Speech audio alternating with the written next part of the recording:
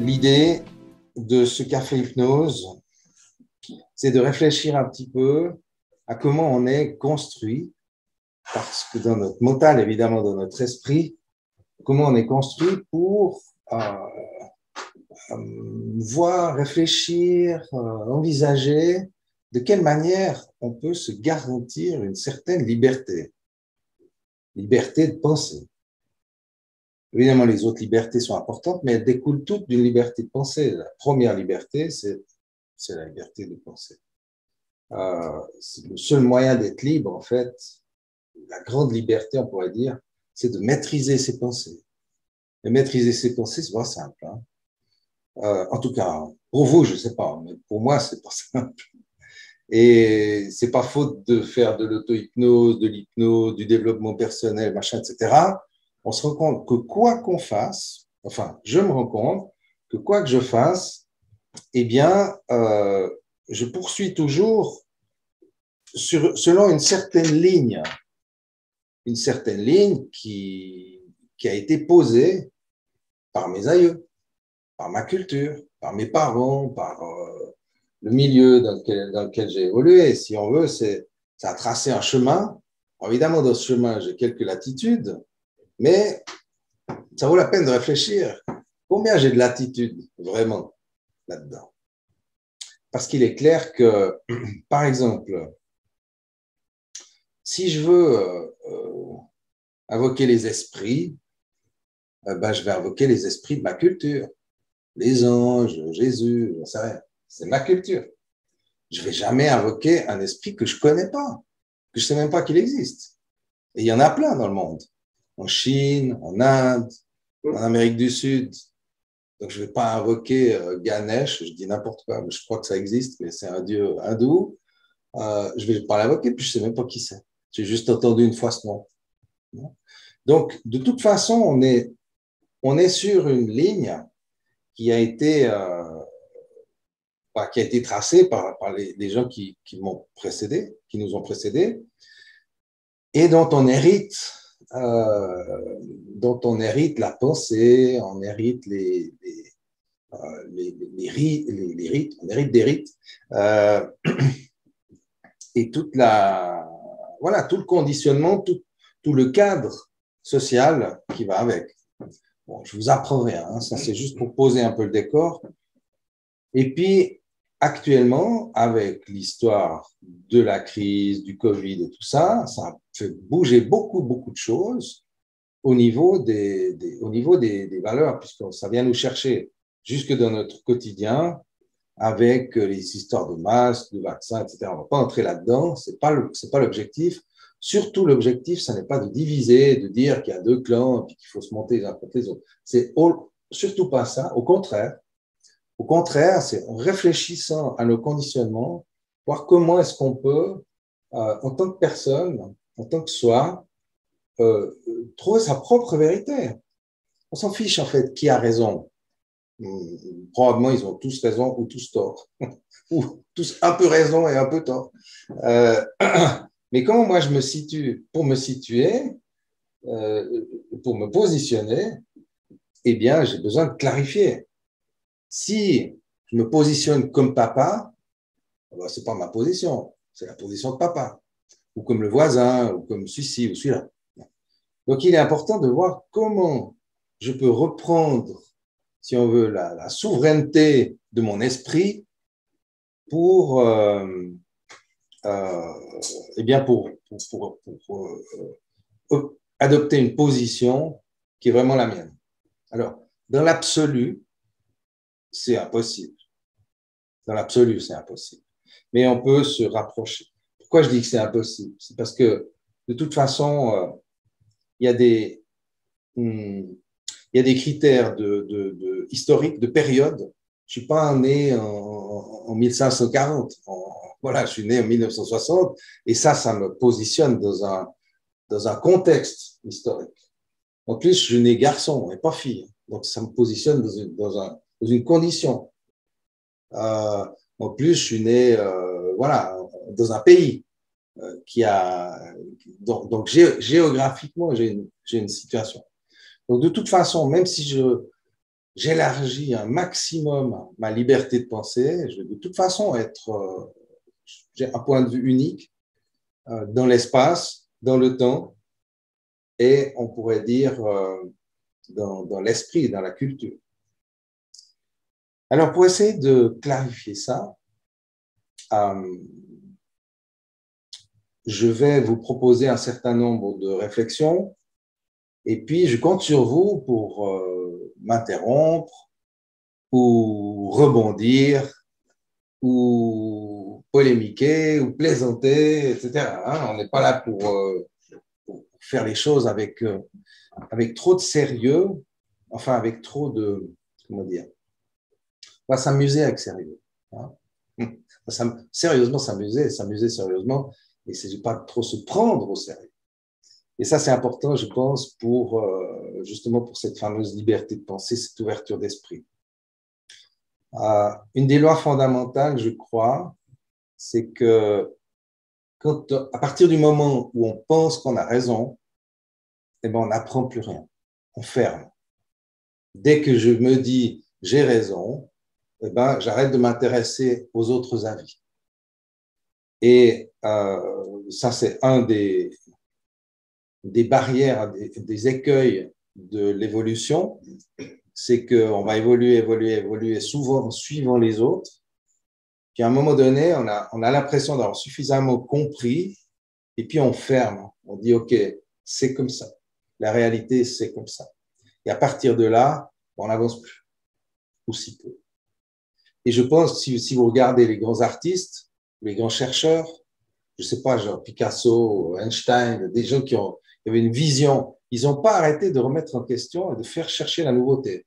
Chercher toujours plus loin. C'est des gens qui n'ont jamais dit je sais.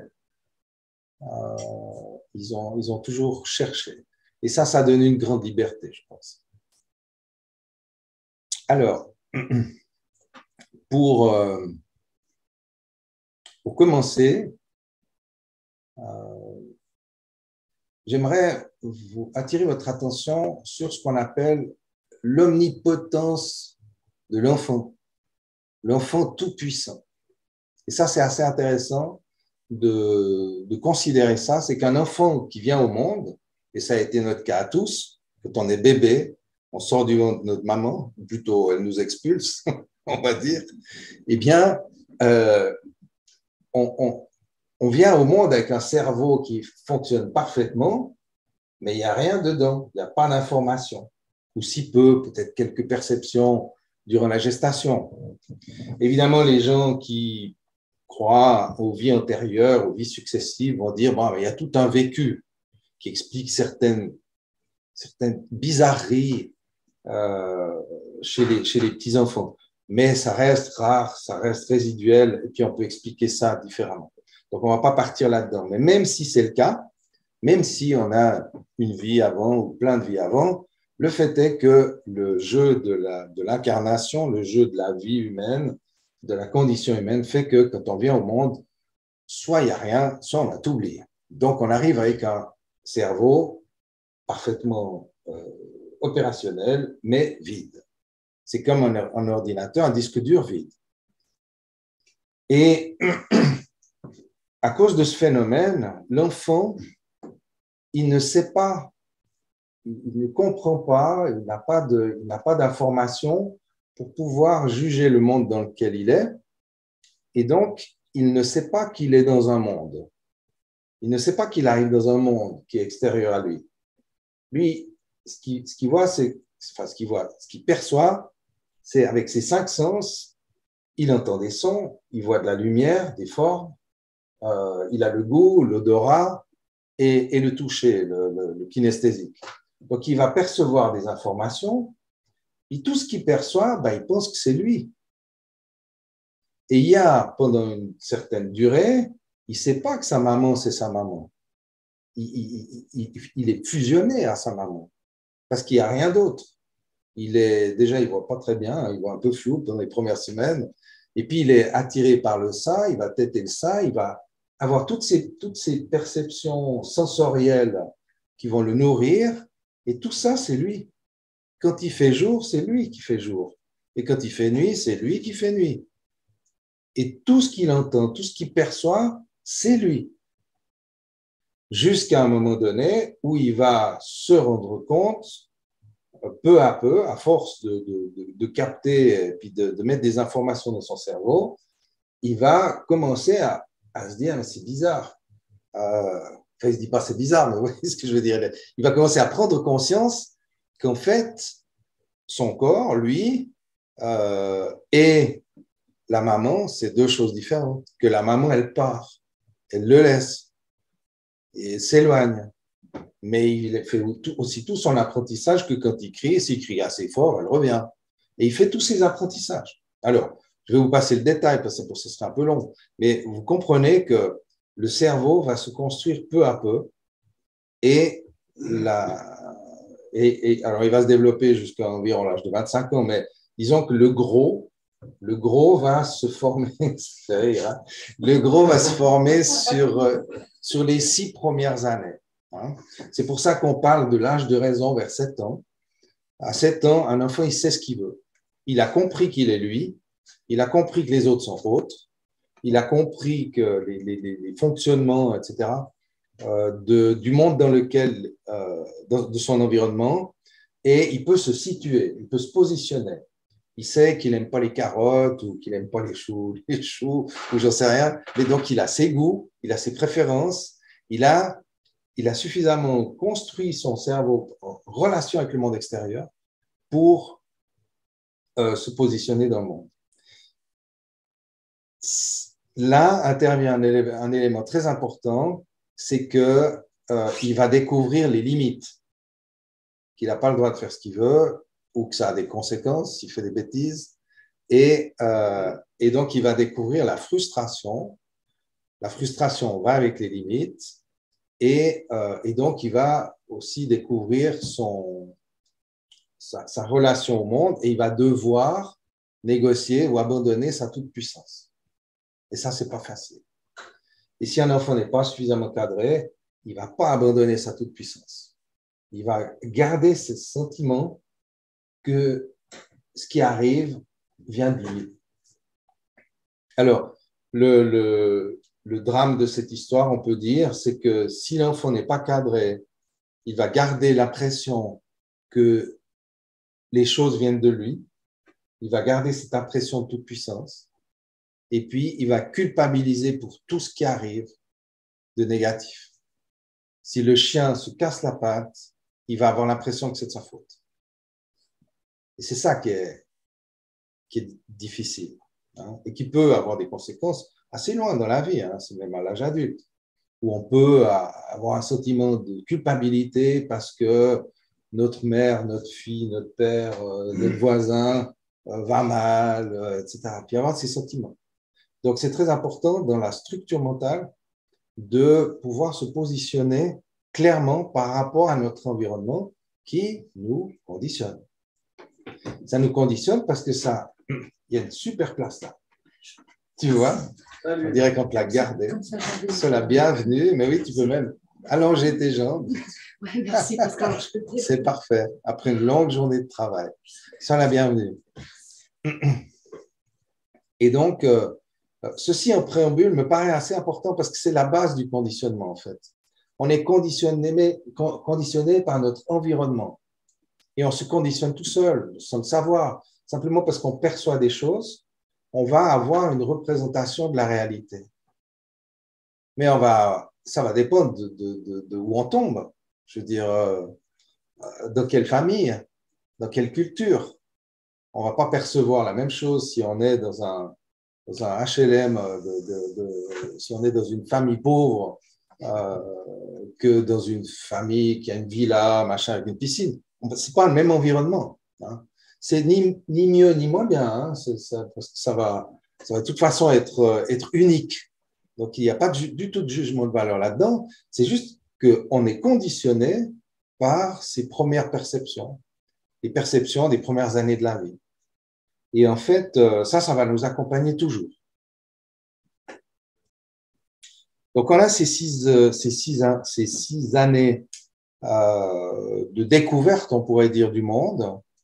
Et puis après, on va être vraiment en relation. Alors, évidemment, avec toutes les étapes enfance, adolescence, jeune adulte, adulte, etc. Il y a un élément important qui intervient, c'est l'aspect émotionnel. C'est les émotions, en fait, qui vont créer problème. C'est les émotions qui collent les mémoires à l'intérieur du mental. On a une foultitude, comme on dit, de mémoires, de souvenirs qui sont neutres. Vous attendez bus, voilà, il ne se passe rien de spécial, c'est neutre. Il y en a des millions, des milliards peut-être de souvenirs comme ça, sans doute, qui sont neutres. Ce dont on se rappelle, c'est les souvenirs très heureux ou les souvenirs très malheureux, traumatisants. Ça ne nous quitte pas. Ça veut dire qu'un souvenir, il va être étiqueté avec une émotion. Vous allez vous souvenir peut-être particulièrement de, je ne sais pas, d'un moment heureux dans votre vie, mais vous, si vous réfléchissez un peu, vous allez vous rendre compte vite que soit il y a beaucoup moins de moments heureux que de moments malheureux, soit vous vous en rappelez moins bien. Il semblerait qu'on n'a pas beaucoup, moi, si je dois dire les moments les plus heureux de ma vie, déjà je dois chercher, hein, il faut que je fasse un effort, puis en plus je vais en trouver quelques-uns. Ici, on me dit, trouve-moi les moments les plus malheureux, tac, tac, tac, tac, ça vient. Je ne sais pas si c'est pour vous pareil, mais c'est cruellement chargé en émotions, chargé, et donc, ces souvenirs, ils restent un peu sur la pile. Une des émotions les plus marquantes chez l'enfant, au moment où il perçoit les choses, c'est la peur. C'est la peur. Il y a le dégoût aussi, mais le dégoût, il est moins, comment dire, il met tout à la bouche. Donc, le dégoût est une information qui lui permet de savoir ce qui est bon ou pas bon pour lui. Mais ça s'arrête là. Ce n'est pas très, très dommageable en tant que petit enfant. Par contre, la peur, c'est très, très puissant. Je vous rappelle les 4 émotions qui sont dites négatives, donc qui nous amènent à des sensations peu agréables. C'est la peur, la colère, la tristesse et le dégoût. Alors, la peur, c'est la première. Il n'y a pas besoin de comprendre grand-chose pour avoir peur. Il n'y a pas besoin d'avoir tout un développement cérébral et mental pour avoir peur. Par contre, la tristesse, elle vient quand on perd quelque chose qui nous est cher. Donc, c'est déjà un peu plus élaboré. Il faut déjà savoir que quelque chose m'appartient pour savoir que je le perds. Et puis, il faut avoir créé du lien avec quelque chose avant de le perdre. Donc, c'est déjà un peu plus tard. Et puis, la colère, c'est encore plus élaboré. Ça veut dire que je vais me fâcher, je vais m'emporter contre quelqu'un ou quelque chose. Donc, on pourrait entrer dans le détail là-dessus, mais ce n'est pas le propos. Ce que je veux souligner, c'est que la peur est fondamentale. C'est la première émotion, la plus puissante qu'on ressent depuis tout petit. Il suffit qu'il y ait un bruit, un truc bizarre, et on a peur. Mon fils, il dit tout le temps, il a peur. Ouais. Il parle depuis 2 ans de ça, ouais. Quel âge il a? Il a 3 ans maintenant. Ouais, d'accord. Donc c'est vraiment puissant chez lui. Ouais. Alors, ça ne veut pas dire qu'il ne va jamais se mettre en colère. S'il veut un chocolat et qu'on ne lui donne pas, il peut pousser une crise. Mais ce n'est pas une colère comme on les développe après, où on est vraiment fâché, où on peut avoir de la haine. Oui. C'est une colère assez, puis elle passe assez vite. Pure. Ouais, pure. La colère pure, elle est bien d'ailleurs. C'est une bonne émotion. C'est une émotion de déchargement d'une tension. Et puis la tristesse, je pense à 3 ans, on est triste déjà, parce qu'on est déjà attaché à des choses. Ouais. Il a vécu la séparation. Un doudou, voilà, une maman, voilà, papa. Ouais. Mais quand un bébé, par exemple, un bébé qu'on abandonne devant le parvis de l'église, comme ça se faisait à l'époque, dans un panier comme ça, s'il a 2 mois, il ne ressent rien, je veux dire, parce qu'il n'a pas la conscience de ce qui est en train de se passer. Il va développer après l'idée de l'abandon, parce qu'il va vite comprendre qu'il est recueilli, accueilli d'une manière bizarre. Bref. On va utiliser, parce qu'on n'aime pas la colère, la colère c'est assimilé à la violence dans notre monde, et puis c'est bien normal, je veux dire, si on se met en colère n'importe comment, on va flinguer son voisin parce qu'il fait un peu trop de bruit, quoi. Donc, on doit contenir ça. On doit vivre en communauté. Ça sous-entend de gérer ses émotions de manière à ce qu'elles soient cohérentes, à ce qu'elles soient, disons, mesurées par rapport à la situation. Et donc, on va souvent, les parents ou les enseignants, les éducateurs, vont utiliser la peur pour maîtriser la colère. Donc, on va, quand un enfant se met en colère, on va lui crier dessus, donc lui faire peur, pour qu'il contienne sa colère, ou qu'il la refoule. Ou alors, on fait, ça c'est les premières manipulations, on fait des menaces, on fait du chantage, on menace de punition.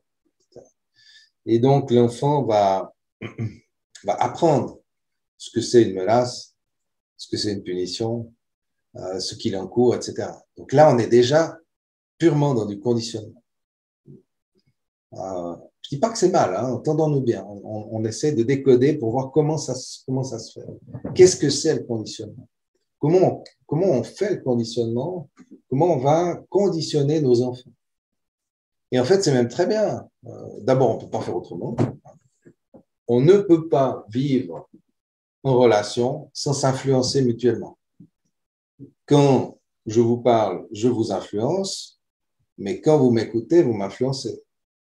Vous me faites des yeux, des regards, des trucs comme ça. Et ça m'influence, forcément. On s'influence tout le temps, tout le temps. Et donc, c'est normal. Ça fait partie de la vie communautaire que de s'influencer, de se faire des sourires ou des grimaces. Donc, l'influence, c'est très bien. Et puis, on va, comme l'enfant n'est pas capable d'avoir son propre avis puisqu'il est en train de former son cerveau, de remplir son ordinateur jusqu'à ce qu'il ait assez d'informations pour les traiter, pour porter un avis, eh bien, ces premières années, l'enfance va être confiée aux parents pour que les parents orientent l'enfant. C'est normal. Et donc, les parents, forcément, vont conditionner l'enfant avec leurs propres valeurs. C'est logique. Ils ne vont pas donner les valeurs du voisin. Donc, ils vont ce à quoi ils croient, c'est-à-dire ce à quoi ils ont eux-mêmes souvent été conditionnés, eh bien, ils vont le redonner plus loin. Et tout fonctionne bien dans le meilleur des mondes parce que la plupart du temps, pour la plupart des sujets, des choses, eh bien, c'est plutôt bienveillant. C'est plutôt pour le bien de tous, pour le bien commun. Et c'est posé sur des valeurs qui ont fait leur preuve en termes de vie communautaire, c'est-à-dire l'honnêteté, la fiabilité, la droiture, la sagesse, la paix, la bienveillance, etc. Toutes ces choses, l'amour. Bref, on a un certain nombre de valeurs qu'on appelle des valeurs humaines qui nous permettent de vivre en paix et en harmonie entre êtres humains. Donc tout ça, ça va bien. Ça reste du conditionnement. Ça reste du conditionnement, mais on pourrait appeler ça un conditionnement positif. Voilà pour un peu le début du parcours, comment on commence à être conditionné et comment on commence au fil de ce conditionnement, de modeler sa pensée, parce que finalement, la réalité réelle n'existe pas, personne ne la connaît, puisqu'on a tous une réalité personnelle de ce qu'on appelle la réalité. Pour prendre un exemple simple, là on est 2, 4, 6, 8, 9 avec moi dans cette pièce, eh bien en fait il y a 10 pièces. Il y a une pièce par personne, c'est-à-dire votre manière de la voir, parce que vous avez un point de vue différent, mais ce n'est pas que le point de vue, c'est tous vos filtres. Quelqu'un va dire, ah, il est chouette ce mur jaune, j'aime bien le jaune. Puis la personne à côté, c'est dégueulasse ce jaune, je déteste le jaune. Quelle drôle d'idée d'avoir peint ce mur en jaune. Jaune. Ouais, alors faut déjà voir jaune. Oui, alors il est jaune, la journée il est jaune et puis le soir il vire au vert. Ah, celui-là. Ouais, celui-là. Ah, pardon, je vois de ce côté. Mais tout ça pour dire que voilà, il y a des gens qui vont trouver ah c'est chouette, c'est une vieille maison, puis il y en a qui vont dire c'est dégueulasse, c'est une vieille maison, etc. Donc on a nos filtres Hein. Et en fonction de nos filtres, on va percevoir la pièce. Il y a des gens qui vont dire, ah, c'est grand, d'autres ils vont dire, oh, c'est tout petit, etc. Hein. Donc, vous avez une pièce par personne, on a une pièce par personne, plus la pièce que personne voit, en fait, qui est la pièce brute, la pièce réelle, hein, sans filtre. On ne peut pas, nous, voir sans filtre, parce qu'on a un vécu. Et ça, c'est intéressant parce que c'est nos conditionnements environnementaux qui mettent en place ces filtres et qui nous font percevoir la réalité de telle ou telle manière. Alors, quand on parle d'une pièce, ça ne porte pas beaucoup à conséquence, hein, quand on voit tous ça différemment. Par contre, quand on parle du Covid, des fois, ça frictionne. Hein. C'est sûr que tu vas aborder ce sujet. Non, je fais juste une ou deux allusions. Et encore une fois, il n'y a pas de parti pris. Il n'y a pas de parti parce qu'on a tous le droit d'avoir son avis. Et chaque avis qu'on peut avoir, aussi fondé qu'il soit, il est filtré. Il est filtré. Moi, j'ai un avis, bien sûr. Je ne vais pas forcément vous le donner là maintenant parce que c'est pas l'enjeu du truc. Mais mon avis, il est filtré par mon vécu. Alors, je peux être plus ou moins réactionnaire, plus ou moins solitaire, plus ou moins conservateur, plus ou moins ci, plus ou moins ça, en fonction de mon vécu. Et c'est mon droit. C'est non seulement mon droit, mais c'est mon état. Je n'ai pas le choix, en fait. Je n'ai pas le choix parce que tout ce que j'ai vécu m'a conditionné à m'amener aujourd'hui à porter un regard sur cette pièce ou sur d'autres sujets qui est le mien. Et c'est pour ça que tous les avis sont respectueux. Sont respectables, pardon. Sont respectables. On le verra un petit peu plus loin, comment ça se construit. Là où c'est moins respectable, c'est quand on veut que les autres pensent comme soi. Et ça prend source dans une insécurité. C'est si je me sens insécurisé ou si j'ai été insécurisé dans mon enfance, je vais chercher les moyens de me sécuriser, d'avoir l'impression que je suis autonome, que je n'ai pas besoin des autres, mais en fait, je vais sans cesse chercher l'approbation des autres. Je vais chercher des soutiens, des compères, des gens qui pensent comme moi. Et vous allez remarquer que plus les gens sont libres dans leur tête, c'est-à-dire moins ils sont conditionnés, ou plus ils ont réussi à se déconditionner, à gagner leur liberté, eh bien, plus ils sont ouverts aux avis des autres. Alors, les valeurs, les croyances, l'éducation, la culture, tout ça, on en a parlé, on se rend bien compte que ça nous impacte beaucoup. Moi, j'étais d'une famille catholique, on allait à la messe tous les dimanches, évidemment que ça m'a impacté. En plus de ça, je ne sais pas d'où ça vient, peut-être des livres d'enfants, de ma grand-mère, je ne sais pas quoi. J'étais assez attiré par tout ce qui était spirituel, angélique, les anges. Moi, j'adorais aller à l'église parce qu'il y avait plein d'anges partout. Puis j'avais l'impression que je communiquais avec eux. Alors, je communiquais ou je ne communiquais pas? Qui peut prouver quoi? On n'en sait rien. Hein? J'avais en tout cas, dans ma réalité, je communiquais. Mais il y a plein de gens qui vont dire c'est n'importe quoi, etc. Parce qu'avec leur filtre, ce n'est pas possible. Conditionnement. On peut remarquer aussi qu'il y a beaucoup de conditionnements qui nous viennent par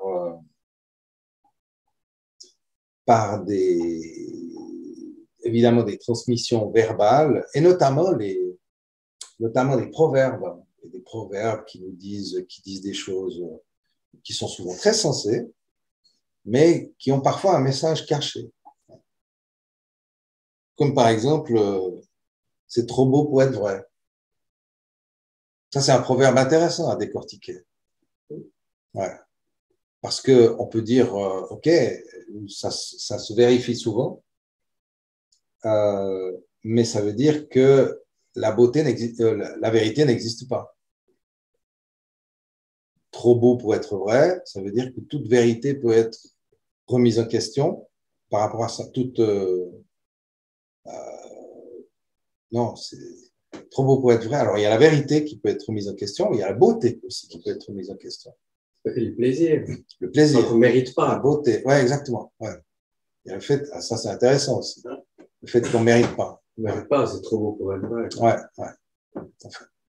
Donc, on se rend compte qu'à travers tout un tas de messages qui sont plus ou moins directs, plus ou moins subliminaux aussi, hein, à travers justement des proverbes, à travers des prières, à travers des chansons, des poésies qu'on a appris à l'école, etc., eh bien, il y a un certain nombre de messages qui passent. De même que nos parents nous ont formatés selon leurs propres valeurs, et encore une fois, c'est bien normal, la société va nous formater selon ses propres valeurs. Et là aussi, c'est normal.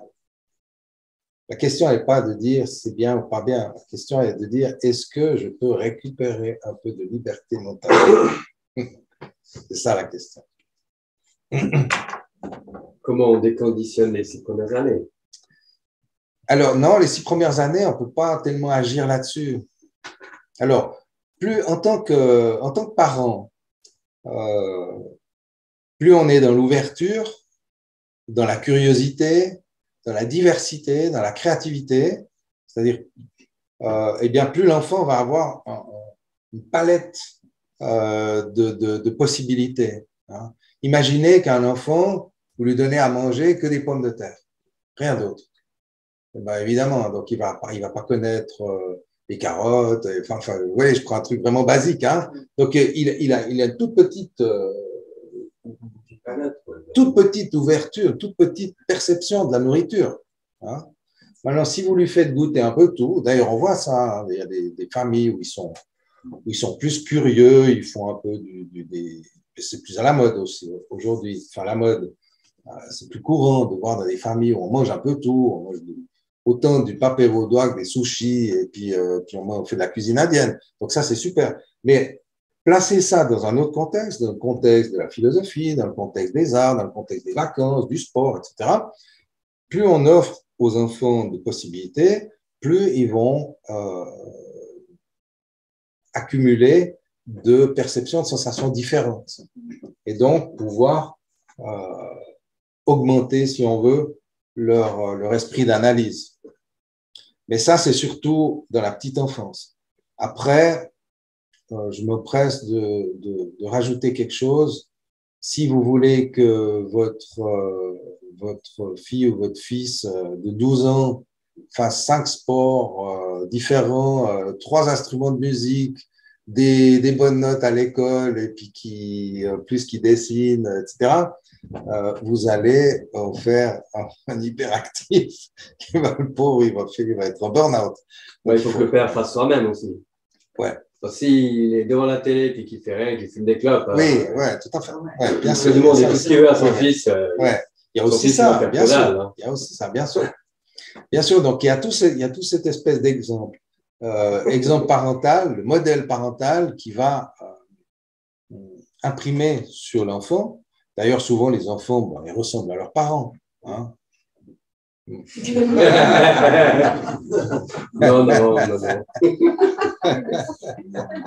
a la génétique aussi un peu là derrière. Bien sûr. Ça aide aussi le corps. Alors, il y a la génétique. Au niveau mental, il y a aussi ce qu'on appelle les mémoires cellulaires. C'est-à-dire que dans les cellules, il y a aussi des mémoires anciennes et qu'on peut récupérer des mémoires. Ça, c'est aussi une des théories que je trouve intéressante qui explique certaines choses par rapport aux vies antérieures, que ce n'est pas forcément des vies antérieures, mais que c'est des mémoires du grand-oncle qui ont transité à travers les cellules. Ça, c'est aussi possible, c'est-à-dire pas forcément des mémoires de souvenirs entiers, mais d'émotions, hein, des émotions. Ou des mémoires cellulaires, par exemple, une douleur au bras, qu'on ne sait pas d'où elle vient, et puis il se peut qu'elle vienne de l'arrière-grand-oncle, qui s'est fait couper le bras, ou je ne sais pas quoi, dans une guerre, ou qui a perdu un bras dans un incendie, ou peu importe. Hein, vous voyez ce que je veux dire? Et puis il y a, au niveau cellulaire, quelque chose qui est mémorisé, de douloureux ou d'absent au niveau du bras, qui peut se répercuter sur 2, 3, je crois qu'ils pensent, les spécialistes de ça, parle en tout cas de 3 générations, il me semble jusqu'à 5. Là, je ne suis pas tout à fait sûr. Mais en tout cas, 3 générations, ça, je suis sûr. Donc, ça peut il peut y avoir ce genre de charge très forte qui n'ont rien à voir avec la personne d'aujourd'hui, mais à voir avec un aïeul de 3 générations avant, voire éventuellement plus. Tu parles d'une blessure. Ben, disons que mon arrière-grand-père a perdu un bras, et ben, je peux avoir des problèmes avec mon bras, sans savoir d'où ça vient. Je peux avoir des crampes, je peux avoir des problèmes à l'épaule, je peux avoir... Et puis, on fait des scanners, des IRM, on ne trouve rien. Puis, on parle de maladies auto-immunes, parce qu'on aime bien mettre des mots sur les choses qu'on ne comprend pas, ça nous rassure. Mais oui, mais bien sûr. Avec les maladies familiales. Donc maladies familiales, exemple, ouais. Des traits de caractère, corporels, familiaux et pas forcément héréditaires, mais familiaux. Oui, exactement. Alors là, il y a des principes aussi, et ça va bien parce que je voulais en venir là-dessus. C'est ce qu'on appelle dans certains cas la contagion de l'aberration qui se transmet par mimétisme. Hein. Vous avez sans doute toutes et tous connu ou entendu parler d'une personne qui a peur des araignées parce que sa maman a peur des araignées. En fait, elle n'a pas de raison d'avoir peur des araignées, mais chaque fois qu'il y avait une araignée, sa maman montait sur un tabouret en hurlant, et donc du coup, la peur a été transmise. Et donc, c'est la maman qui a peut-être eu un traumatisme avec des araignées, mais l'enfant va l'intégrer comme une réalité. Puisque l'enfant, il perçoit les choses sans tout comprendre, nous aussi d'ailleurs, on perçoit beaucoup de choses sans les comprendre, eh bien, il va capter cette information comme étant un danger, alors qu'il n'y a pas de raison. Mais il y a le modèle. Moi, j'ai eu déjà plusieurs fois ça en séance d'hypnose, des gens qui avaient une phobie, mais ça ne venait pas d'eux. C'est une phobie de la maman, du papa ou de la grand-mère. Que la personne s'est appropriée, en fait, a intégré. Et donc, c'est pas tout à fait le même travail thérapeutique pour libérer ça. Et c'est intéressant de voir, ça fait partie aussi du conditionnement.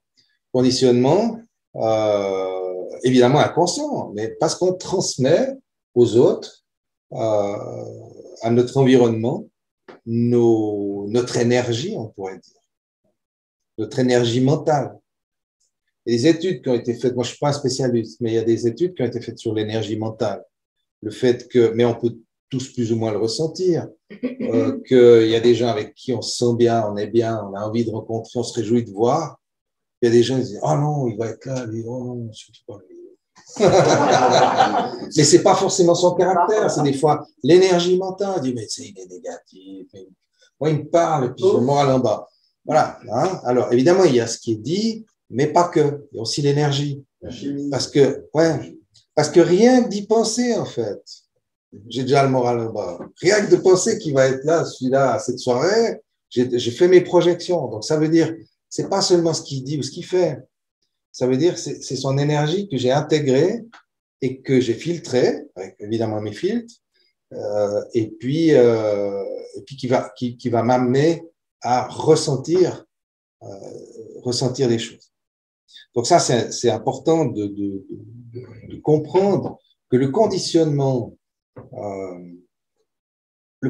est partout, en fait. Il est partout tout le temps. À partir du moment où notre cerveau fonctionne, il est influencé par l'environnement et donc il va se conditionner. La famille, le milieu social, la religion, on en a parlé, c'est des modèles sur lesquels on va peut-être mimétiser, on va chercher à ressembler, on va avoir des modèles, des mentors. Hein. Et puis, en fonction de nos filtres, ben, il y en a je ne sais pas, un enfant qui va vouloir être comme James Bond, et puis l'autre enfant, il va vouloir être comme Darth Vader, il va vouloir être le méchant. C'est un peu plus rare, parce qu'on oriente justement nos enfants à aller vers le héros, le gentil. Mais ça dépend du parent. Si le parent, il trouve que le méchant, il est plus puissant, il est plus fort, il a raison, l'enfant, il va suivre. Et donc, c'est vraiment intéressant on le sait, mais en fait, c'est rare qu'on y pense vraiment. Et puis alors, il y a un truc assez, on pourrait dire presque fatal dans notre construction, c'est l'école. l'école. T'es d'accord, Valentine? Je peux juste aller aux toilettes. Oui, bien sûr, bien sûr. Bien sûr. C'est là. Juste la porte en face. Ok, merci. Alors, l'école, ça part d'une bonne intention, je veux croire, de donner aux enfants une éducation, des connaissances qui vont leur permettre d'avoir plus de joie à vivre parce qu'ils vont maîtriser plus de choses. Hein. Et comme on est dans un système, depuis longtemps, on est dans un système organisé, eh ben, apprendre à lire et à écrire, c'était important. Ça, c'est sûr. Si on remonte un peu dans le temps. Et c'est pas si vieux. Hein. Lire et écrire, je veux dire, des analphabètes, il y en avait. Il y en a encore. Je pense, oui. Les illettrés, on dit. Non, les analphabètes, je crois que c'est pas la même chose que les illettrés. Alors, c'est clair que là, il y a un certain nombre d'outils pratiques, lire, écrire, savoir compter, qui est absolument nécessaire pour tout, pour aller acheter du pain, pour survivre même dans notre société. Donc, il y a des choses de base. Après, il y a des questions de valeur. Qu'est-ce qui est important? Est-ce que c'est important d'apprendre la géographie? Est-ce que c'est important d'apprendre l'histoire? Alors là, il y a des grands points de vue qui peuvent varier. S'il du ciré de la géographie, puis d'autres disent oui, mais sans la géographie, je ne comprends pas l'histoire. Et comprendre l'histoire, ça me permet de savoir où je suis, qui je suis, de me situer, etc. Moi, je me suis désintéressé de ces sujets pendant très, très longtemps, parce que je pensais que ça n'apportait rien à ma vie. Et puis, très tardivement, je pense vers 40 ans, j'ai commencé à m'intéresser à l'histoire et du coup à la géographie pour mieux comprendre l'histoire. Mais on comprend beaucoup mieux comment on est construit, d'où vient notre culture quand on a des notions d'histoire. Maintenant, dans les années, je ne sais plus exactement quand l'école obligatoire elle a été instaurée, je crois en tout premier par un Autrichien, ce n'est pas un cours d'histoire que je vous fais, donc je n'ai pas toutes les infos, et puis c'est un peu d'importance. Mais ce n'est pas si vieux.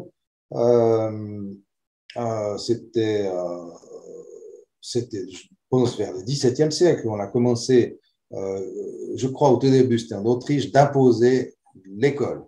Il faut que tous les enfants aient à l'école. Après, il y a d'autres pays qui ont suivi, et puis rapidement, on s'est rendu compte qu'on pouvait formater les enfants. Facile. Ils sont tous là, ils sont obéissants, surtout avec une figure d'autorité qui leur dit ce qu'il faut faire, dans quel ordre le faire, etc. Et puis après, on enveloppe ça avec des poésies, avec des chants. Et puis les enfants, ils ont tellement envie que tout se passe bien, ils ont tellement envie d'être gentils qu'ils font des choses. Alors, ils font leurs petites bêtises aussi, mais ils suivent le mouvement. Et là où je vais me permettre une petite parenthèse complotiste, c'est Rockefeller, donc première grande fortune américaine. Anaconda. Anaconda. On l'appelait Anaconda. Ah, ok, je ne savais pas. Rockefeller et puis Carnegie, qui était lui dans l'acier, je crois, et Rockefeller dans le pétrole. Des très, très, très grandes fortunes qui cherchaient à développer, puis qui avaient une vision un petit peu d'avenir. Ils se sont dit, ah, mais c'est pas mal si on peut formater les enfants pour avoir des bons ouvriers très bien obéissants. Donc, je ne sais pas à quel point c'est du mythe ou de la réalité, mais en tout cas, il n'y a pas de fumée sans feu. Et on peut voir aujourd'hui qu'à l'école, on a perdu beaucoup, je trouve, ça c'est mon avis personnel, on n'enseigne plus tellement des valeurs humaines. On n'enseigne plus des valeurs humaines, humanistes. Et même depuis, je dirais, quelques dizaines d'années, ça devient très confusionnant. Depuis même peu d'années, il y a toutes ces questions de doute sur le genre, de confusion sur le genre, avec même avec des lois qui apparaissent, qui sont, à mon avis, vraiment absurdes et plutôt dangereuses pour l'équilibre des enfants, sachant que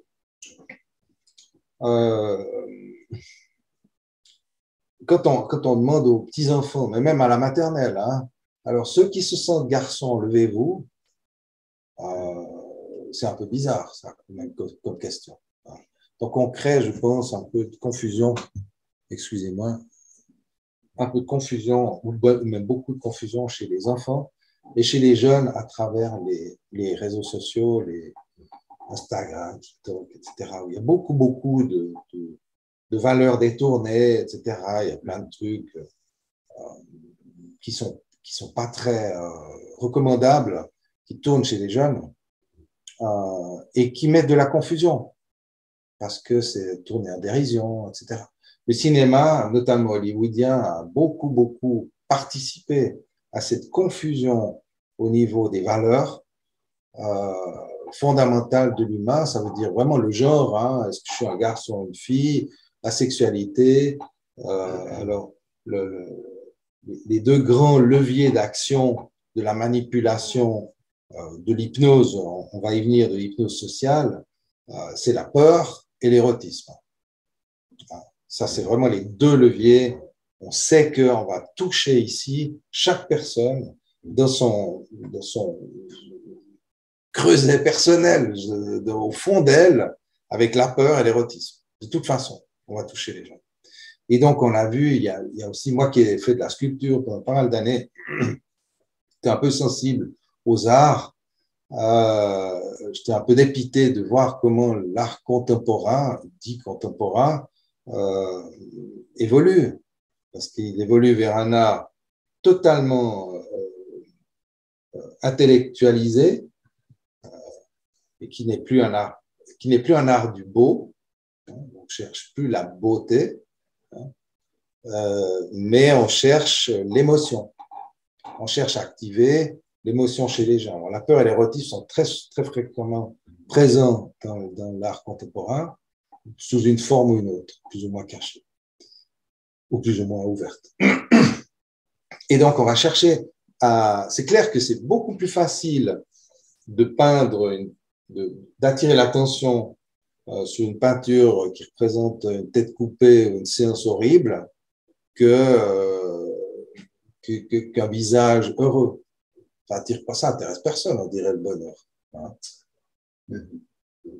Donc, on n'a plus d'artistes qui peignent des bouquets de fleurs et puis des beaux paysages, des beaux couchers de soleil. Alors, ça n'a peut-être plus de sens puisqu'on a maintenant des appareils de photo pour les immortaliser.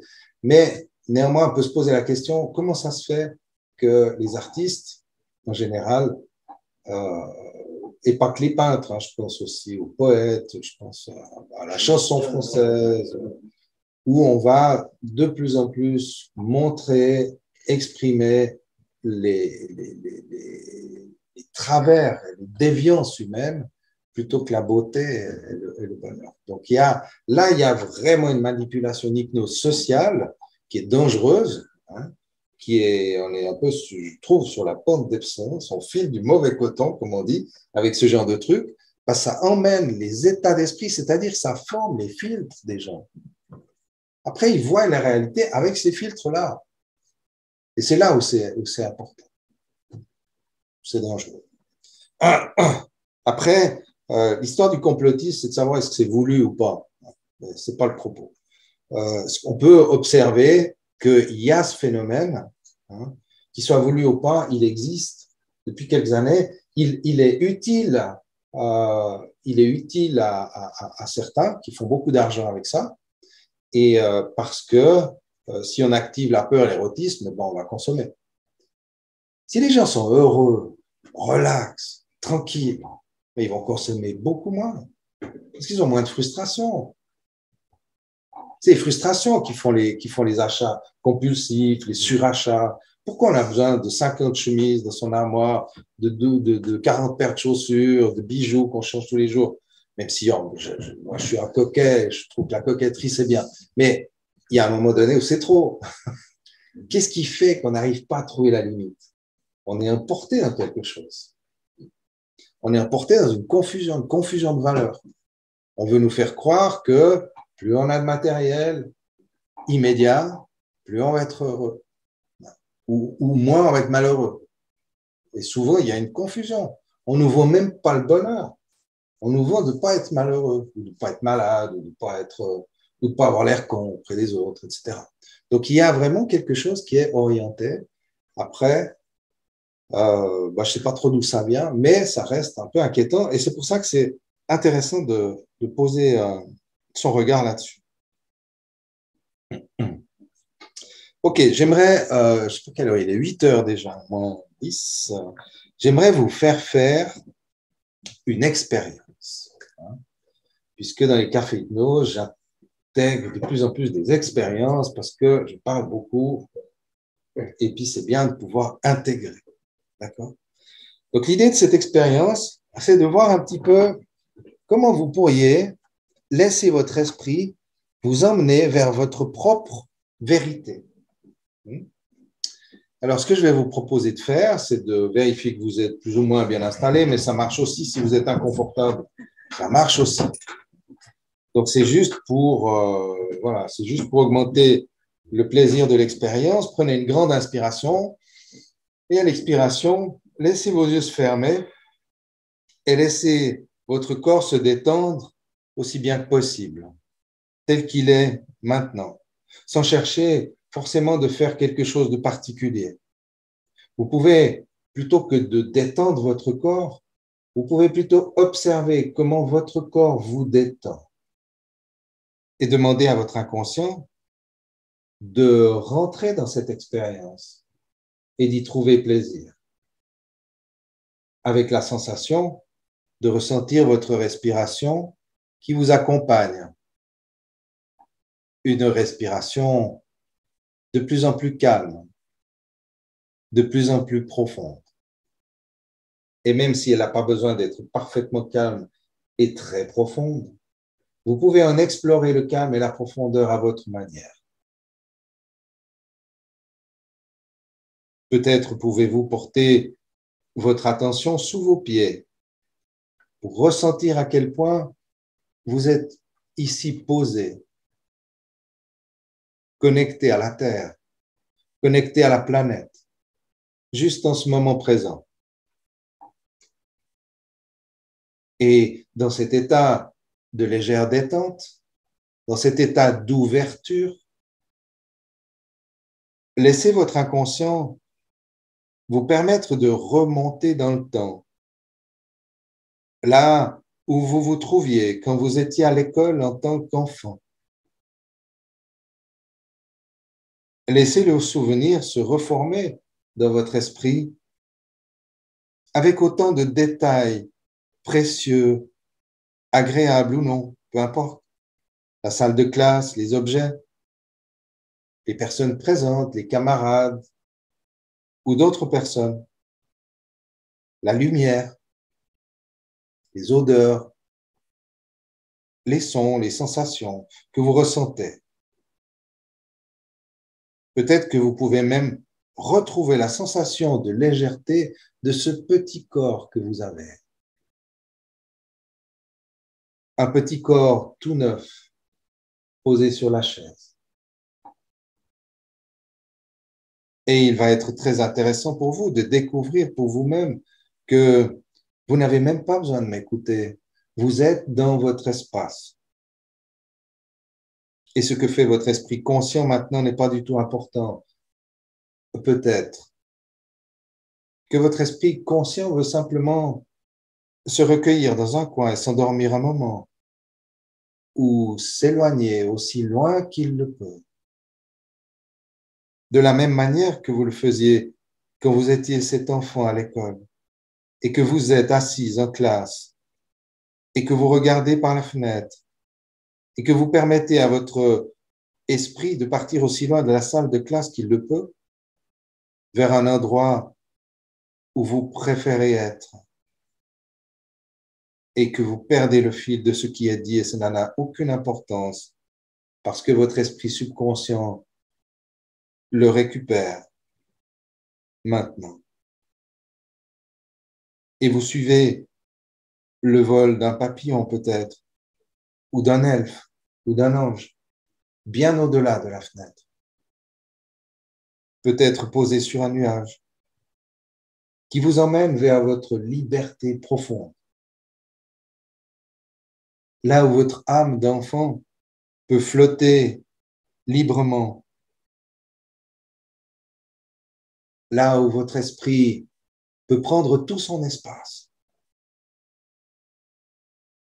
avec une sorte de sourire intérieur, une légèreté qui vous transporte et qui vous apporte tout ce dont vous avez besoin maintenant.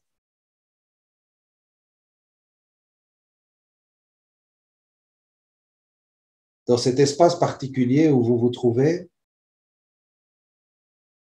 il y a un objet qui vous attend. Vous seul savez ce qu'est cet objet, si précieux pour vous.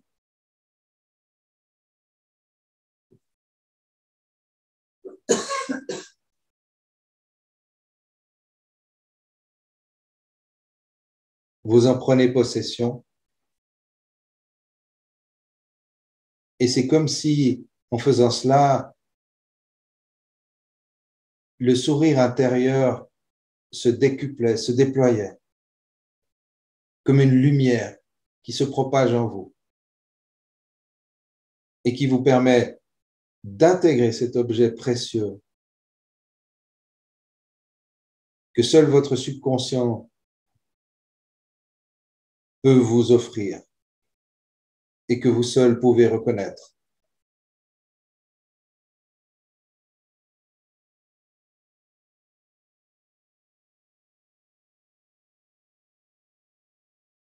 Votre liberté. La liberté de votre vérité. Votre vérité profonde. La vôtre, dans laquelle vous baignez, même lorsque vous l'oubliez.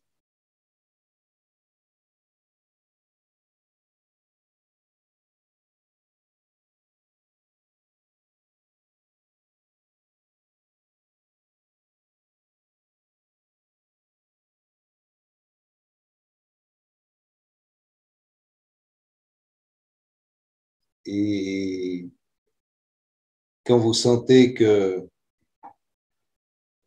votre subconscient a terminé ce qu'il a à faire pour vous en ce moment, dans cette expérience,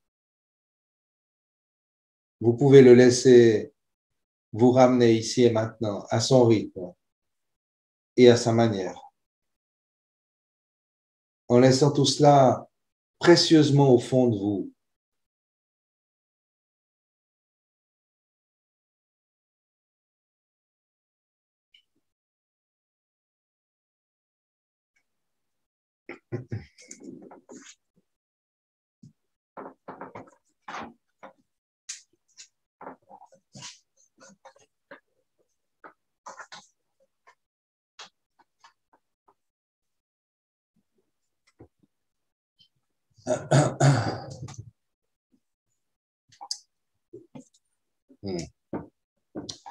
Le subconscient sait beaucoup de choses. Il sait ce que vous croyez ne pas savoir. Est-ce que quelqu'un a envie de partager quelque chose sur cette expérience?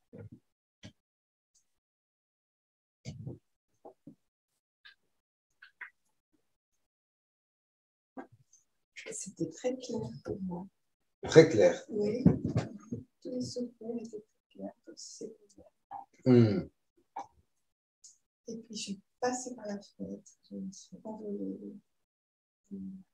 J'ai couru dans les nuages. Super. Un poids magnifique, disons. Et puis, l'objet, c'était une boule d'énergie. Un peu comme un petit soleil. Super.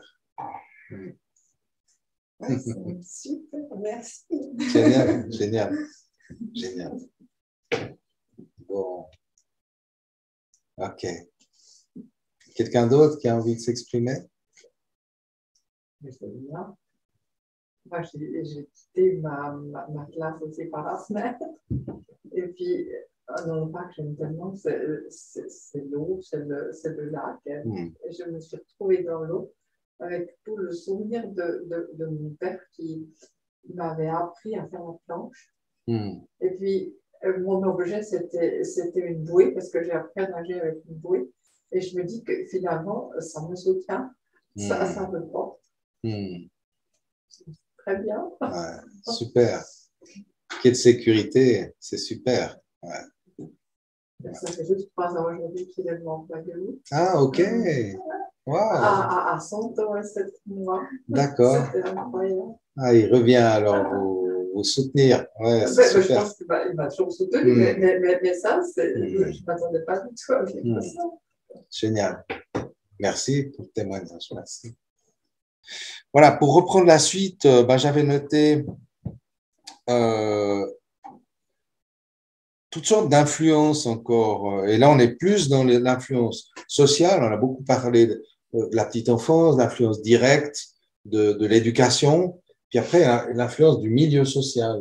Et on voit à quel point, par exemple, la mode nous impacte. Et quelle drôle d'idée de suivre la mode. Ça n'a pas de goût, mais pourquoi on suit la mode? Alors, il y a un phénomène important. Non, mais je comprends bien, justement, on peut le décortiquer. Il y a un phénomène important, c'est le besoin d'appartenance. Là, on est dans la pyramide de Maslow. Je ne sais pas si vous voyez, si vous connaissez. Donc, on a les 5 niveaux des besoins fondamentaux, des besoins existentiels de l'être humain. Le premier niveau, c'est vraiment la base de survie physique, physiologique, d'avoir un toit, à manger, à boire, enfin, pour survivre. Hein. Le deuxième niveau, c'est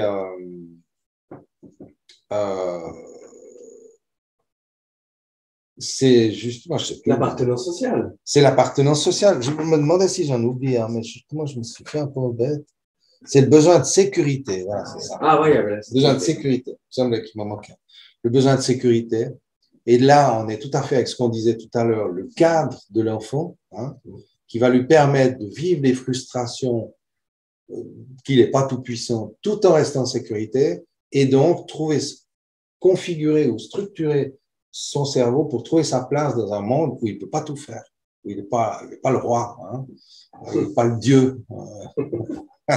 Et donc, ça, c'est vraiment, ça, c'est vraiment très, très important. Et ça passe par des clashs un peu, hein, c'est normal. Hein, mais c'est tout à fait, c'est à travers ces épreuves, on va dire, initiatiques, hein, qu'il va pouvoir trouver sa liberté dans le cadre. Hein, parce qu'il n'y a pas de cadre, il n'y a pas de liberté. Il y a une liberté à partir du moment où on fait un choix. Et un choix à partir du moment où il y a plusieurs possibilités. Donc la liberté, elle est toujours par rapport à un certain nombre de limites. Si tout est ouvert, si on peut faire ce qu'on veut, il n'y a pas de liberté en fait. Parce que tout est possible. Et la liberté s'intensifie, se conscientise à partir du moment où, oui, moi, dans ma tête, je suis libre, mais je suis suffisamment libre pour être en relation à tenir compte des autres. Donc, il y a la conscience des autres et que je veux pas que l'autre puisse tout faire, donc je peux pas non plus tout faire. Et il y a cette espèce cette relation, vraiment, cet équilibre de la relation qui fait que je trouve ma liberté dans un cadre. Et donc, on a cette influence. Alors, besoin de survie, besoin de sécurité, et après, il y a le besoin d'appartenance. On a besoin de faire partie d'un groupe. Et c'est là où interviennent les modes.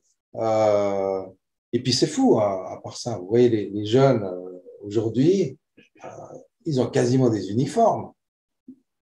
Alors, ce n'est pas des uniformes militaires, mais c'est des uniformes. Ils ont tous les mêmes chaussures, le même pantalon, troué au même endroit, avec les mêmes… voilà, c'est un uniforme. Voilà, alors certains sont tatoués. Alors, il y a des groupes, hein. Il y a des groupes. Comme à l'armée, il y a les bleus, il y a les verts, il y a ceux qui rampent, il y a ceux qui grimpent, il y a les aviateurs, il y a l'infanterie, etc. Ils ont des costumes différents. Mais c'est des groupes. Hein. Et alors, je me moque un peu parce que je trouve ça un peu charmant, je trouve ça… Mais finalement, comment être en dehors? comment ne pas suivre une mode? Et pas forcément être marginal non plus. Ouais, après, ça, c'est le contre-pied. Ouais, je ne veux pas suivre une mode, donc je fais le contraire. Ouais, c'est aussi une mode, alors finalement. En fait, c'est pareil. Ouais, c'est la même dépendance. Oui. Hein? C'est anti. La liberté, c'est de vraiment s'en foutre de ce que l'autre va penser par rapport à la mode vestimentaire, bien sûr. Il y a aussi un langage commun. Il y a un langage commun. Oui, bien sûr. Bien sûr, le langage commun. Vous voulez dire verbal, le langage verbal. Oui, bien sûr. Oui, c'est sûr. Bien sûr, bien sûr. Moi, je ne comprends pas tout ce qu'ils disent, les gens. Non, justement. C'est le but aussi. Bien sûr, bien sûr. Et puis, mais je me rappelle que quand moi j'étais jeune, on utilisait un langage que nos parents disaient, mais tu parles comme ah oui. Et donc voilà, il y a effectivement le langage commun, il y a ce besoin d'appartenance à un groupe. Et on a tous besoin d'appartenir à un groupe, et même si on est marginal, on fait virtuellement partie du groupe des marginaux. Donc, de toute façon, on efface pas. On a besoin de se reconnaître les autres, oui, mais que les autres nous reconnaissent. Pour être reconnus, oui, exactement. Ouais, exactement. Il faut beaucoup de courage pour laisser sa liberté s'exprimer et puis se sentir libre, se sentir libre dans un cadre. Oui, bien sûr. Mais c'est justement là où c'est intéressant, c'est un peu la quadrature du cercle, hein, parce qu'on a le cadre qui semble nous restreindre, mais sans le cadre, on ne peut pas être libre. Sans le cadre, on flotte. Sans le cadre, c'est qu'on est tout seul. Je veux dire, est-ce que Robinson, sur son île, tout seul, est-ce qu'il est libre? Ben non. Il a faim. Déjà, il a faim, déjà, il ne peut pas partir. Mais quelque part, il peut faire ce qu'il veut. Il peut dormir quand il veut, il peut s'arranger comme il veut, mais il n'est pas libre parce qu'il n'a pas de relation. Donc, sa liberté ne sert à rien. Donc, au-dessus du besoin d'appartenance qui nous marque beaucoup et qui crée les modes et tout ça, eh bien, le besoin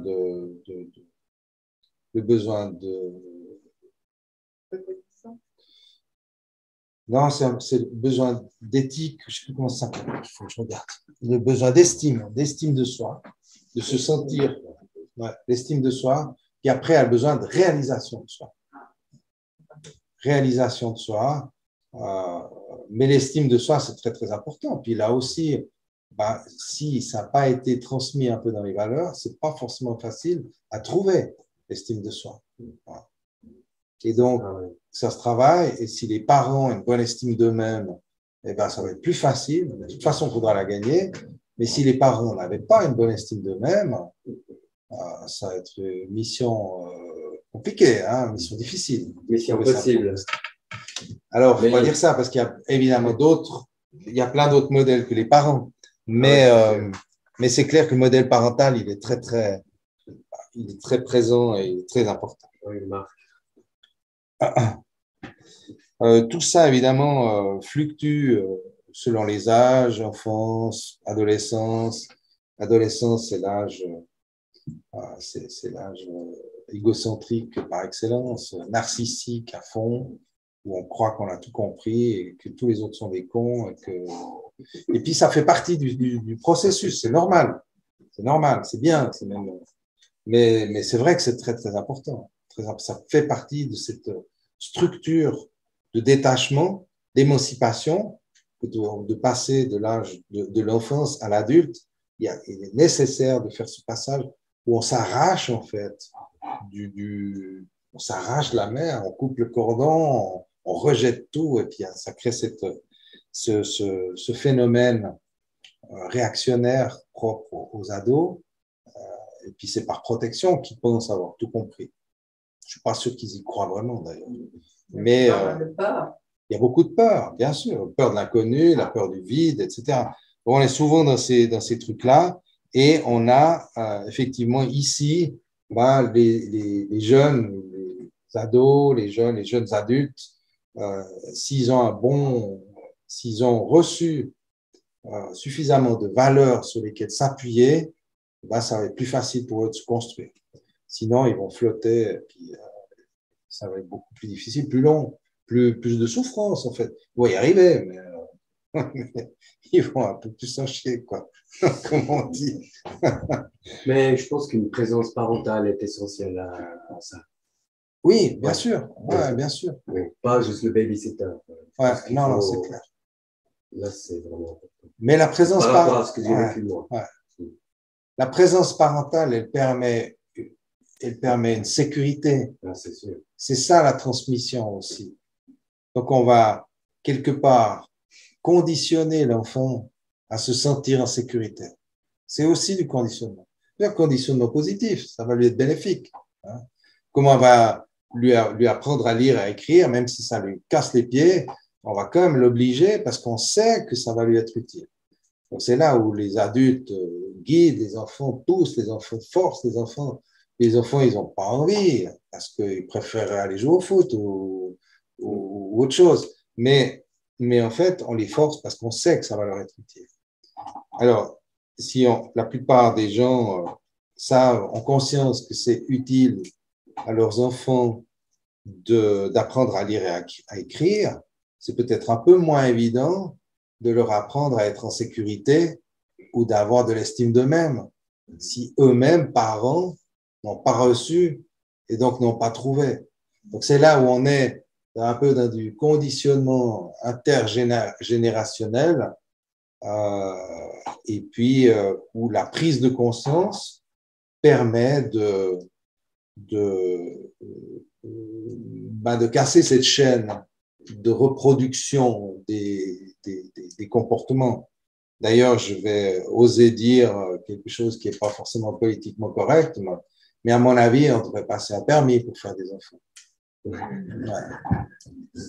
On passe un permis pour conduire une voiture, mais faire un enfant qui n'a pas reçu tout ce qu'il faut, c'est bien plus dangereux qu'une voiture à l'envers sur l'autoroute. Donc, ça serait à méditer pour le nouveau monde, d'offrir des formations de parents, et puis tant que tu n'as pas ton diplôme, tu ne fais pas d'enfant, c'est tout. C'est pas aussi simple, évidemment, mais ça vaut la peine d'y réfléchir. C'est difficilement à mettre en place. Dans un monde parce qu'un enfant, c'est plus vite fait que le permis. Bien sûr, bien sûr. Bien sûr. Non, mais ça veut dire... Bien sûr, bien sûr. Bien sûr, c'est pour ça. Ça ne peut être issu que par une évolution lente de la société qui pourrait amener ça, une évolution lente de la conscience. Hein. Moi, je crois que la conscience humaine monte. Je crois à l'évolution de la conscience humaine et c'est ce qui motive beaucoup de mes actions parce que je pense que on ne peut améliorer le monde qu'en améliorant la conscience. Ça, c'est seulement ceux qui le veulent aussi. Oui, mais comment oui. Qui ne sortent pas de leur... Oui, ben, ils sont dans leur truc. Oui, mais comment on s'influence les uns les autres et comment on se conditionne les uns les autres. Plus il va y avoir de gens conscients, plus ça va se répandre. Mais c'est pour ça que je souligne bien, c'est une lente évolution de la conscience. Alors bon, il y en a qui croient au saut quantique, que l'humanité va faire un saut quantique et puis tout pouf pouf, alors là, voir la conscience qui monte au-dessus des oreilles. Moi, j'ai un peu de panique. J'aimerais bien, ça serait cool. Mais en fait, non, j'aimerais pas que ça soit comme ça. Non, sans effort, parce que c'est ça, exactement. J'ai cette croyance qu'on profite mieux des choses qu'on a gagnées. Mais bon, peut-être que c'est qu'une croyance personnelle. Mais on est en pleine période. Oui, changement, changement. Il y a un changement de paradigme au niveau mondial. Ouais, c'est la terre-mère est Moscou, là. Elle nous dit, oui, là, les gars, réveillez-vous. Ouais. Sortez un peu de votre... sortez les pouces du cul, puis faites quelque chose. Ouais. Parce que là, ils en discutent, là, maintenant, d'ailleurs, à Glasgow. Ils voient que plein de blabla. Qu'est-ce qu'on peut faire? C'est déjà le 26e, là. Ça fait 26 ans qu'on discute, mais je ne sais pas si on aura un 52, avant. Mais je ne crois pas que ça peut venir d'en haut, de gens qui nous dirigent, auxquels on délègue. Parce qu'il y a un truc formidable au niveau de l'hypnose sociale, c'est qu'en fait, on maintient, enfin, les gens qui ont intérêt pour le commerce, comme on disait, pour vendre, parce qu'ils ont intérêt à ce qu'on reste un petit peu niais, un peu idiot, qu'on soit juste des consommateurs pour faire de l'argent. Donc, ces gens-là, ils nous infantilisent de toutes sortes de manières, de leur manière de nous parler, de leur manière de nous dire les vérités ou pas, de notre manière de nous considérer, ce qui fait, dans leur manière aussi de séquencer toutes les sciences, et pas, voilà, on peut confronter aux sciences de la médecine depuis quelques mois, mais aussi les sciences physiques, les sciences mathématiques, etc. On a séquencé, c'est-à-dire qu'on a fait des spécialistes qui sont hyper pointus dans leur domaine, mais en dehors de ça, ils connaissent rien. Donc, ils n'ont pas de vision globale et du coup, ils deviennent très pointus, ils ont un discours incompréhensible de la part de monsieur et madame tout le monde. Et donc, tout est fait pour qu'on ait l'impression d'être des crétins et qu'on n'a qu'à suivre le mouvement. Donc, ça, c'est de l'hypnose sociale. Hein, vraiment. Enfin, ce n'est un exemple, il y en a plein d'autres, et puis on ne va pas s'étaler trop là-dessus. Ce qui est intéressant, c'est de voir comment reprendre le contrôle et d'abord peut-être se rendre compte que nos réflexions tournent en boucle. Vous avez remarqué ça? Qu'on pense tout le temps la même chose. Et puis que ça tourne en boucle. Mais si quelqu'un vous répétait autant de fois que vous vous répétez à vous-même le même truc, dire mais t'as fini de me casser les pieds avec ça. Hein? Je veux le dire moi-même. Ah ouais, tu te le dis. Non mais ça suffit maintenant, arrête de me dire ça. Je le dis à voix haute ouais. Pour que ça cesse. Et tu prends conscience en faisant ça. ça. J'en ai bien sûr. conscience. Alors après, tu verras dans le cours d'auto-hypnose, on va apprendre des astuces pour mettre autre chose à la place. Ouais. Je t'aime pour ton message. Merci pour la Xème fois. Je sais que je suis un gros con. Ça peut être ça. Compris. Ça peut être ça. Mais c'est vrai qu'on a souvent Alors, ça peut être des insultes, des auto-insultes, bien sûr, des reproches, de la culpabilité, mais ça peut aussi être de l'orgueil, hein, qui continue, donc des compliments, des surcompliments. Je suis trop fort, les autres, les autres sont des cons, etc. Ça peut prendre toutes sortes de formes. Ça peut être des peurs, des craintes. J'arriverai pas. Oh putain, je vais pas arriver. Donc, il y a toutes sortes de langages. Il y en a toute une palette. Hein. Mais généralement, on se spécialise dans un ou deux. Hein. Personnel, voilà. On adopte. Qui viennent des parents. Enfin, alors, pas forcément, mais... Oui, qui viennent de toute façon, ça vient de notre histoire. Hein. Donc, les croyances s'entretiennent en boucle, et puis le mental a tendance à confirmer les croyances pour les maintenir en place. Hein. C'est-à-dire qu'on va toujours trouver une justification à ce qu'on croit. Hein. C'est-à-dire que si tu dis que tu es qu'un gros con tout le temps, dès que tu fais une erreur, tu dis, tu vois, je t'avais dit. Ça irait même plus loin. Il y a même la réalité qui le confirme. Bien sûr. Celle qu'on vit. Mais dès qu'il y a un truc… on pense qu'on est un loser, on va vivre des situations de vie qui vont confirmer la façon qu'on pense. Exactement. Et donc là, on est dans le truc le plus insidieux du conditionnement, c'est que le conditionnement nous attire vers ce à quoi on a été conditionné. Si… Par exemple, être timide, ce n'est pas une réalité. On ne vient pas au monde timide. Ce n'est pas un trait de caractère. Ça a été construit. La timidité, c'est un résultat de peurs successives qui n'ont pas été réglées. Il a manqué de la sécurité. Et puis, les apprentissages d'autonomie n'ont pas été faits. Ça donne de la timidité. Et la timidité, c'est un point de vue. C'est un point de vue sur soi. C'est une perception de la réalité, c'est une projection de la réalité. Je perçois mon histoire d'une certaine manière, je me sens timide, je me considère timide et je vais me projeter dans l'avenir comme un timide. Donc forcément que je vais tout le temps être timide, je ne peux pas sortir de ça sans faire un travail sur la pensée. Ça ne va pas s'arranger parce que ça se justifie. Et le système de timidité, au fond, c'est une protection. Je suis timide, je ne vais pas aller vers les autres, comme ça, je ne risque rien. Hein? Donc, c'est c'est vraiment, ça a à voir avec l'insécurité, à voir avec la confiance, etc. Et le sentiment de se sentir fort. Généralement, celui qui est timide, il se sent faible. Quand on est timide, on est faible, on se sent fragile, vulnérable. Et donc, tout ça, ça se travaille. On joue le rôle de la victime pour éviter la responsabilité. Aussi. Responsabilité, il y a peut-être de la culpabilité derrière. Ouais. Derrière la responsabilité. Donc, comment faire? Comment faire? Eh ben, je pense que vous l'avez compris, remettre en question. Remettre en question, s'ouvrir l'esprit au maximum. On n'arrive jamais totalement, en ouverture totale, parce qu'on a nos limites. Mais disons, on peut ouvrir au maximum, remettre en question tout ce qui vient, tout. Ce qui vient de la gauche, ce qui vient de la droite, d'en haut, d'en bas, tout. On remet tout en question. Et on va chercher à sentir. Parce qu'à l'intérieur de moi, ça c'est une croyance, vous en faites ce que vous voulez, hein. À l'intérieur de moi, il y a une partie qui sait. Il y a un espace dans lequel je sais. Je sais ce qui est vrai ou pas vrai.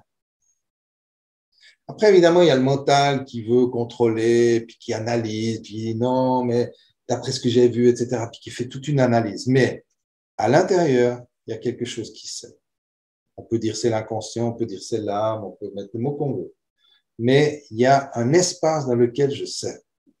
Et c'est ça que j'ai envie de vous proposer, c'est d'accueillir à partir du moment où on est prêt à tout remettre en question et à ouvrir son esprit à tout, comment je vais me repérer si je mets tout en question? C'est de nouveau hyper flippant, j'ai plus de sécurité. Hein? Donc la seule sécurité, elle est là. C'est là, ça c'est mon point. Et ça c'est le vrai point de référence pour moi, hein, et c'est ce que je vous propose, c'est le vrai point de référence, c'est là où je peux vraiment positionner. Ça ne veut pas dire que je ne peux pas me tromper, mais je ne pourrais jamais regretter de m'être trompé parce que j'aurais suivi ce que certains appellent la petite voix. Hein. L'intuition. Qu'est-ce que l'intuition? À mon sens, du moins de ce que j'en ai compris et expérimenté, l'intuition, c'est justement la perception, l'écoute et la perception de cette petite voix, de cette vérité intérieure.